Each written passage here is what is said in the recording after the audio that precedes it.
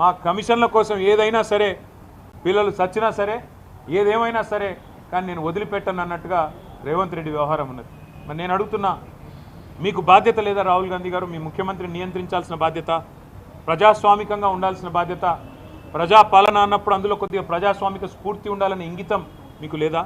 ఇక్కడ నెమళ్ళ రోదన్లు, అక్కడ జింకలు పరిగెడుతున్న విధానం ఏం కనబడతలేదా మీకు? ధ్వంసం కాబోతున్న చెరువులు కనబడతలేవా? దెబ్బతినబోతున్న పర్యావరణం కనబడతలేదా? అక్కడ కొన్ని ఎగ్జాటిక్ స్పీషీస్ ఉన్నాయి, ఫ్లోరా ఫానా ఉంది అక్కడ పెద్ద ఎత్తున. ఇదంతా ధ్వంసమైపోతుంటే మీకు మీ నాయకత్వానికి ఇదేం వినబట్టలేదా అని మేము అడుగుతా ఉన్నాం. తప్పకుండా ఆ పిల్లలు ఏ రకంగా పోరాటం చేసినా వారికి అండగా నిలబడతాం. మన ముఖ్యమంత్రి గారు అన్నారు అసెంబ్లీలో, హెచ్సియులో గుంట నక్కలు ఉన్నాయట. హెచ్సియులో అందుకే మేము పోవడం లేదు. మేము అక్కడ అడిగేందుకు పెట్టలేదంటే ఇట్లా పనికిమాలిన మాటలు మాట్లాడతారు. ఆ పిల్లల ఉద్యమాన్ని, దాని పవిత్రతను దెబ్బతీసే ప్రయత్నం చేస్తాడు ఈ ముఖ్యమంత్రి. ఆయన చిల్లర వ్యాఖ్యలతో ఆ పిల్లలు కొట్లాడుతున్న దానికి అపవిత్రతను ఆపాదించి ఇదేదో రాజకీయ దురుద్దేశాలతో జరుగుతున్న పోరాటం అని చెప్పి ఆ పిల్లల ఉద్యమాన్ని కూడా మలినం చేసే మూర్ఖుడు ఈ ముఖ్యమంత్రి. అందుకే మేము కొద్దిగా దూరంగానే ఉన్నాం. మాకు కూడా ఫోన్లు వస్తూ ఉన్నాయి, అన్న మీరు రండి, మీరు ట్విట్టర్లో పెడితే కాదు, మీరు కూడా రండి అంటున్నారు. కానీ మేము అక్కడ పోగానే ముఖ్యమంత్రి ఏమంటాడు, ఇగో ఇది బీఆర్ఎస్ వాళ్ళు చేయిస్తున్నారు, ఇదంతా మాకు తెలుసు ముదే, ఇదంతా వీళ్ళే అని ఇష్టం వచ్చినట్టు పిచ్చివాగుడంతా వాగుతాడు. అందుకే మేము సరైన వేదికల్లో ఈ అంశాన్ని ఎత్తుతాం. అటు పార్లమెంట్లో లేవనెత్తుతాం, అవసరమైతే ఇటు కోర్టులో కూడా మేము కూడా పోతాం, కోర్టుకి కూడా. ఏ రకంగా ప్రభుత్వం ఇష్టం వచ్చినట్టు పోతుంది, ఎన్వైరన్మెంటల్ ఇంపాక్ట్ అసెస్మెంట్ లేకుండా ఎందుకు చేస్తున్నది ఈ కార్యక్రమాలు అని అడుగుతాం. ప్రజాక్షేత్రంలో నిలదీస్తాం. ముఖ్యమంత్రి గారు చెప్పిన మాటలు గుర్తు చేస్తాం. ఇదే ముఖ్యమంత్రి కదా ఎన్నికలకు ముందు పిసిసి అధ్యక్షుడు ఏం చెప్పాడు, ప్రభుత్వ ఆస్తులు అమ్ముకుంటే భవిష్యత్ తరాలకు ఎట్లా శ్మశానాలకు కూడా జాగాలు ఉండవని చెప్పి ప్రవచనాలు చెప్పింది రేవంత్ రెడ్డి కాదా? మరి మర్చిపోయినావా? ఇవాళ ఇష్టం వచ్చినట్టు ఇవాళ భూములు అమ్ముతూ కాంక్రీట్ జంగల్గా మారిపోయిన పశ్చిమ హైదరాబాద్కున్న లంగ్ స్పేసెస్ని నాశనం చేయడం ఎజెండాగా పెట్టుకున్నావా? అందుకే మేము పూర్తి స్థాయిలో ఈ పిల్లలకు సంఘీభావంగా నిలబడతాము. వారికి అవసరమైతే అన్ని రకాల సహాయ సహకారాలు అందిస్తాం.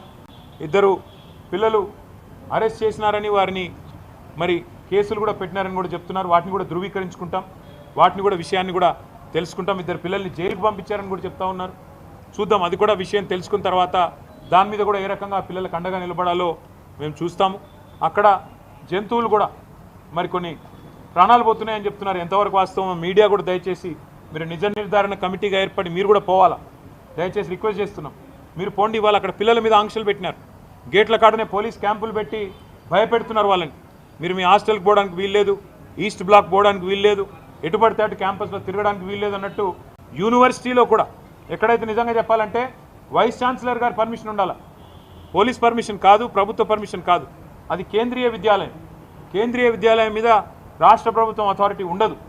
అక్కడ పోలీస్కు ఎంట్రీ ఉండదు, వీసీ గారు పర్మిషన్ ఇస్తే తప్ప. అట్లాంటిది ఇవాళ వీసీ గారి పర్మిషన్ లేకుండా ఎక్కడికక్కడ పోలీస్ క్యాంపుల మాదిరిగా ఒక వాతావరణం వేసి పిల్లల్ని భయకంపితులు చేసే ప్రయత్నం కూడా రేవంత్ రెడ్డి ప్రభుత్వం చేస్తున్నది, కాంగ్రెస్ ప్రభుత్వం చేస్తున్నది. ఈ అప్రజాస్వామిక వైఖరిని ఖండిస్తూ నిన్న ఆడపిల్లల్ని కూడా బట్టలు చిరిగిపోయేదాకా కొట్టారు, ఈడ్చుకొని పోయినారు. చిన్న చిన్న పిల్లలు చూసిన వాడికి ఎవరికైనా మనసుంటే మనసు కదిలిపోయే పరిస్థితి. ఇవాళ మంత్రివర్గంలో కూడా ఇద్దరు ముగ్గురు హెచ్సియు విద్యార్థులు ఉన్నారు, పూర్వ విద్యార్థులు, శ్రీధర్ బాబు గారు, బట్టి విక్రమార్క గారు. వారికైనా మనసు ఎందుకు వస్తలేదో నాకు అర్థం కావట్లేదు. వారైనా రావచ్చు కదా, వచ్చి కనీసం పిల్లలతో మాట్లాడే ప్రయత్నం చేయాలి కదా. ఏమీ చేయకుండా ఏకపక్షంగా ఈ రకంగా నియంత్రిత పోకడలు మంచిది కాదు అని చెప్పి నేను వారికి కూడా చెబుతూ, మరి పిల్లలిద్దరూ రోహిత్ అదేవిధంగా ఎర్రం నవీన్ కుమార్, వీరిద్దరి వేర్ అబౌట్స్ ప్రభుత్వం వెంటనే చెప్పాలి. వారు జైలుకి పంపించారా లేకపోతే ఎక్కడన్నా దాచిపెట్టారా, ఆ పిల్లలు ఎక్కడున్నారు, వాళ్ళ మీద ఏం కేసు పెట్టినారు, ఎందుకు పెట్టినారు, వెంటనే బయట పెట్టాలని చెప్పి కూడా రాష్ట్ర డీజీపీ గారిని మేము డిమాండ్ చేస్తున్నాం. వాళ్ళ తల్లిదండ్రులు కూడా డెఫినెట్గా ఆందోళన పడతారు, వాళ్ళ పిల్లలు కూడా ఆందోళన చెందుతారు. మిగతా రాజకీయ పార్టీలు కూడా తమ వైఖరి చెప్పాలి. బీజేపీ కానీ, కమ్యూనిస్టులు కానీ, ఇతర రాజకీయ పార్టీలు కానీ ఈ 400 ఎకరాలు ఇష్టారాజ్యంగా అమ్ముతాం అంటే ఇవాళ మేము స్పష్టంగా చెప్తున్నాం, ఇది తప్పు. ఏ ఉద్దేశంతోనైతే ఆనాడు ప్రభుత్వాలు తీసుకున్న నిర్ణయం ఉందో దాన్ని పూర్తిగా తిరగదోడుతూ పూర్తి స్థాయిలో దాన్ని ఉల్టా చేస్తూ ఇష్టం వచ్చినట్టు ఎన్వైరన్మెంటల్ ఇంపాక్ట్ అసెస్మెంట్ లేకుండా ఆ ప్రాంత పర్యావరణ సమతుల్యత దెబ్బతింటుందా లేదా, భవిష్యత్తులో వచ్చే దుష్పరిణామాలు ఇవన్నిటి మీద అసెస్మెంట్ లేకుండా గుడ్డెద్దు చేనులో పడ్డట్టు కేవలం పైసలు మాత్రమే కావాలా అని చెప్పి ఇవాళ రేవంత్ రెడ్డి ప్రభుత్వం చేస్తున్నది తప్పు అని కుండబద్దలు కొట్టినట్టు మేము చెప్తున్నాం. మరి మీరు కూడా మీ వైఖరి చెప్పాలని చెప్పి బీజేపీని ఇతర పార్టీలను కూడా మేము కోరుతా ఉన్నాం. ఆ పిల్లల పోరాటానికి మేము అండగా ఉంటామని కూడా చెబుతూ మరి పిల్లలు ఎవరైనా మాట్లాడదలుచుకుంటే మాట్లాడాలని చెప్పి కూడా వారిని కూడా నేను కోరుతా ఉన్నాం. ఉమేష్ రండి.